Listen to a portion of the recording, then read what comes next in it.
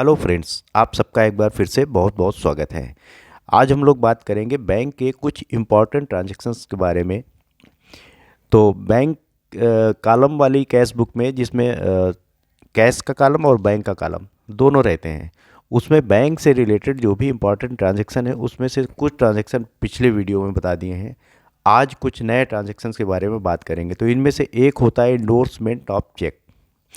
Check का पृष्ठांकन इसको हिंदी में बोलते हैं। तो ये होता क्या है?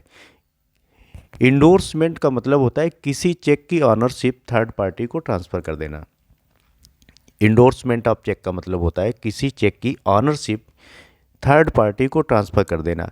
अब थोड़ी देर के लिए इमेजिन करो कि हम और आप मिलके एक बिजनेस कर रहे हैं, एक छोटी सी शॉप चला रहे हैं।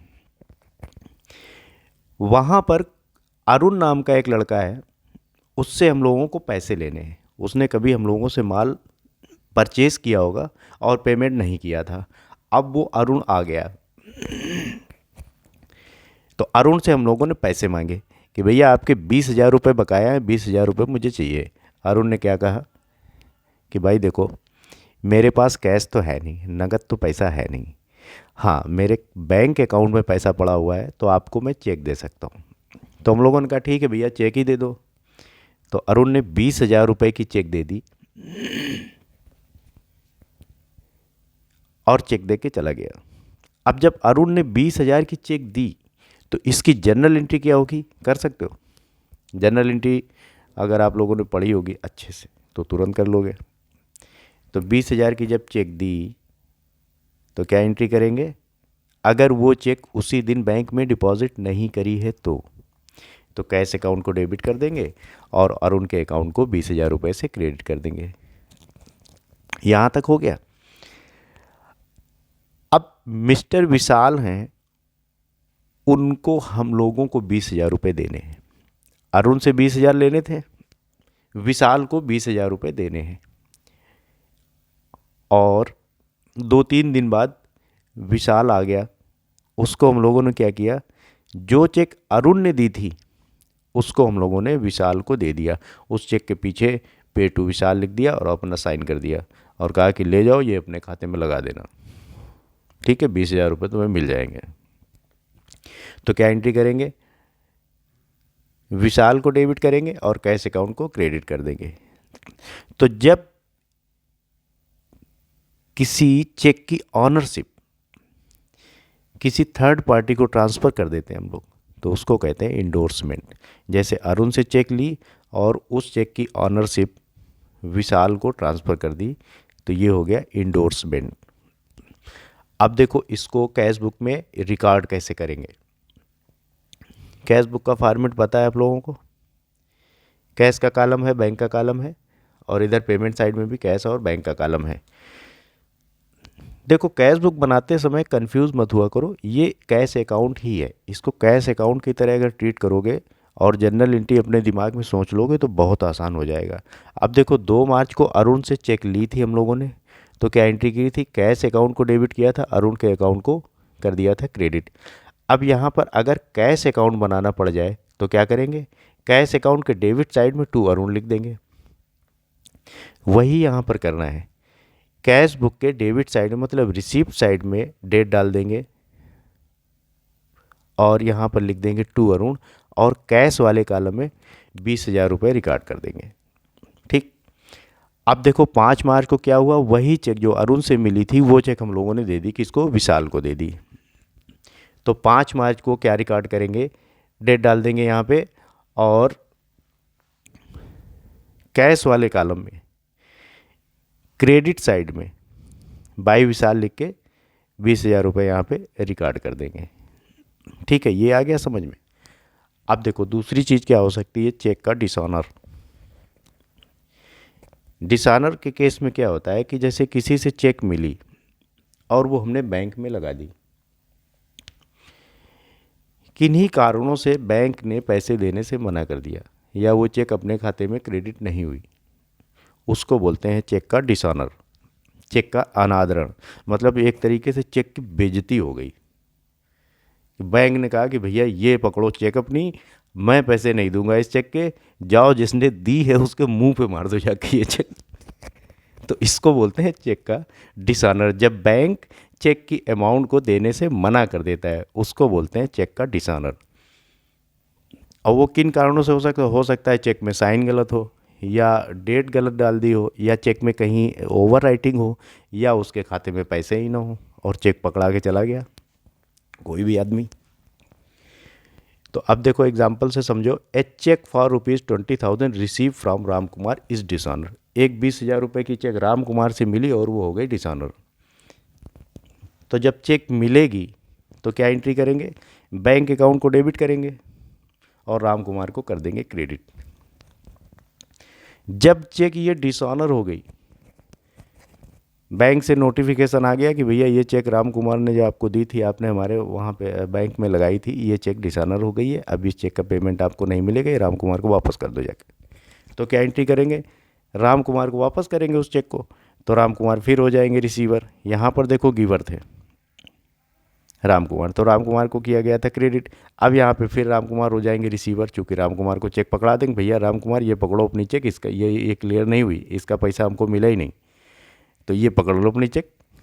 तो राम कुमार रिसीवर है तो राम कुमार को फिर डेबिट कर देंगे और बैंक अकाउंट को कर देंगे क्रेडिट। अब इसकी एंट्री कैसे करेंगे, कैश बुक में बैंक वाले कॉलम में डेबिट साइड में, मतलब रिसीप्ट साइड में, जब चेक राम कुमार देंगे तो राम कुमार को टू राम कुमार लिख के और बैंक के डेबिट साइड में, रिसीप्ट साइड में 20,000 रुपये रिकॉर्ड कर देंगे। जब ये चेक डिसऑनर हो गया तब क्या करेंगे, इस एंट्री को एकदम पलट देंगे, जस्ट रिवर्स एंट्री हो जाएगी। बैंक के पेमेंट साइड में, सॉरी कैश बुक के पेमेंट साइड में बैंक वाले कॉलम में बाई राम कुमार लिख के और यहाँ पर 20,000 रुपये मेंशन कर देंगे, रिकॉर्ड कर देंगे। अच्छा एक चीज़ और है, इंडोर्समेंट चेक के डिसऑनर होने पर अगर कोई चेक मिली और किसी थर्ड पार्टी को आपने दे दी, इंडोर्समेंट कर दिया उसका थर्ड पार्टी को, उस चेक को आपने दे दिया और वो चेक डिसऑनर हो गई, तो उसकी एंट्री कैश बुक में नहीं होगी, ये एंट्री फिर जनरल में होगी।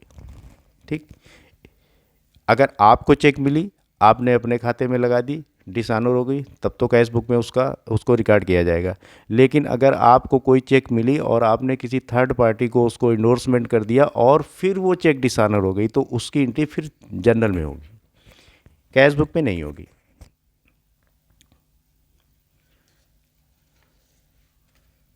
अब एक क्वेश्चन है और इसको सॉल्व कर लेते हैं तो ये हो जाएगा अच्छे से क्लियर।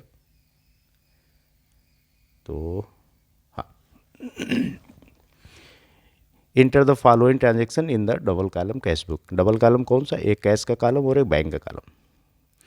तो 5 जुलाई को cheque receipt from Neha, Neha से एक चेक मिल रही है 27,500 रुपये की, कब, 5 जुलाई को। तो क्या करेंगे, रिसीप्ट साइड के कैश वाले कॉलम में टू नेहा लिख के और 27,500 रिकॉर्ड कर देंगे, लिख देंगे। क्यों करेंगे ऐसा, क्योंकि जब नेहा से चेक मिली है और ये चेक उसी दिन बैंक में डिपॉजिट नहीं हो रही, ये इंडोर्स की जा रही है। देखो सेकेंड वाले ट्रांजेक्शन 7 जुलाई को क्या हो रहा है, Neha cheque was endorse to Nisha. अगर ये चेक उसी दिन बैंक में जमा कर दी जाती तो अलग एंट्री होती, लेकिन इस चेक का हो रहा है इंडोर्समेंट, ये निशा को दी जा रही है चेक। तो उस कंडीशन में क्या एंट्री करेंगे जनरल की, कैश अकाउंट को डेबिट करेंगे और नेहा के अकाउंट को क्रेडिट कर देंगे, कितने से, 27,500 रुपये से। अब कैश वाले कॉलम में डेबिट साइड में टू नेहा लिख के 27,500 कर देंगे। अब देखो 7 जुलाई को क्या हो रहा है, इस चेक को इंडोर्स किया जा रहा है किसको, निशा के नाम पे, मतलब निशा को ये चेक दे दी गई 7 जुलाई को। अब क्या जनरल एंट्री बनेगी, जनरल एंट्री में निशा को डेबिट करेंगे और कैश अकाउंट को कर देंगे क्रेडिट। तो कैश बुक में पेमेंट साइड में कैश वाले कॉलम में बाई निशा लिखेंगे और 27,500 रुपये इसको रिकॉर्ड कर देंगे। ठीक है, अब देखो 12 जुलाई को received cheque from Bharti, Bharti से 12,600 रुपये का चेक मिल रहा है 12 जुलाई को, और ये चेक 15 तारीख को, 15 जुलाई को बैंक में जमा किया जा रहा है। तो 12 जुलाई को कैश वाले कॉलम में टू भारती लिखेंगे और इसको रिकॉर्ड कर देंगे क्यों कर देंगे? क्योंकि ये उसी दिन चेक बैंक में जमा नहीं की जा रही है, तो इसको कैश की तरह ही ट्रीट करेंगे। एंट्री क्या बनाएंगे? 12 जुलाई को कैश अकाउंट को डेबिट कर देंगे 12,600 रुपये से, और भारती के अकाउंट को कर देंगे क्रेडिट। तो जब इसको कैश बुक में एंटर करेंगे तो कैश बुक के डेबिट साइड में, चूँकि कैश डेबिट हो रहा है इसलिए कैश बुक के डेबिट साइड में मतलब रिसीप्ट साइड में टू भारती लिख के कैश वाले कॉलम में 12,600 रुपये लिखेंगे। अब देखो 15 जुलाई को ये चेक डिपॉजिट किया जा रहा है बैंक में, तो 15 जुलाई को कंट्रा एंट्री बनेगी। कैसे बनेगी? बैंक अकाउंट, बैंक में डिपॉजिट हो रहा है कब? 15 जुलाई को, तो बैंक अकाउंट डेबिट हो जाएगा, क्योंकि बैंक हो गया रिसीवर, वो रिसीव कर रहा है चेक को 12,600 रुपये से, और कैश अकाउंट क्रेडिट हो जाएगा 12,600 रुपये से। अब इसको रिकॉर्ड कर दो किसमें? कैश बुक में। कैसे करेंगे?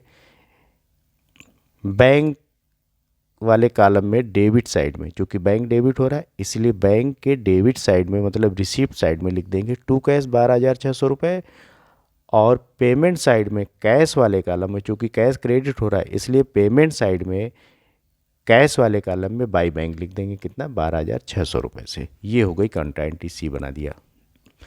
अब 20 जुलाई को भारतीय चेक वाज रिटर्न डिसऑनर, 20 जुलाई को ये चेक वापस हो गई। बैंक ने कह दिया कि भैया ये चेक डिसऑनर है, ये क्लियर नहीं हो सकती है, इसका पैसा आपके अकाउंट में नहीं आएगा, ये चेक हो गई डिसऑनर, इसका अनादरण हो गया, बेइज्जती हो गई इस चेक की। ठीक है, अब देखो क्या करेंगे। 20 जुलाई को भारती को डेबिट कर देंगे, क्योंकि भारती से चेक मिला था, ये भारती से जब चेक मिला था तो भारती को क्रेडिट किया था 12 जुलाई को। अब इसकी रिवर्स एंट्री पास कर देंगे, भारती को क्रेडिट किया था क्योंकि भारती से पैसा मिला था।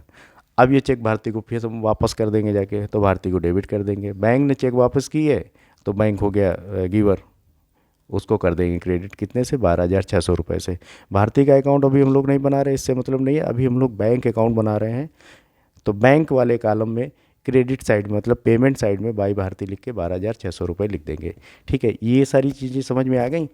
अगर नहीं समझ में आई हैं तो बताना और क्लियर कर देंगे। अभी आगे कुछ 2-3-4 ट्रांजेक्शन और रह गए हैं बैंक से रिलेटेड, उसके बाद प्रॉपर हम लोग ये कैश बुक बनाएंगे, कैश और बैंक के कॉलम की 2-3 ठीक ठाक एग्जाम्पल लेके।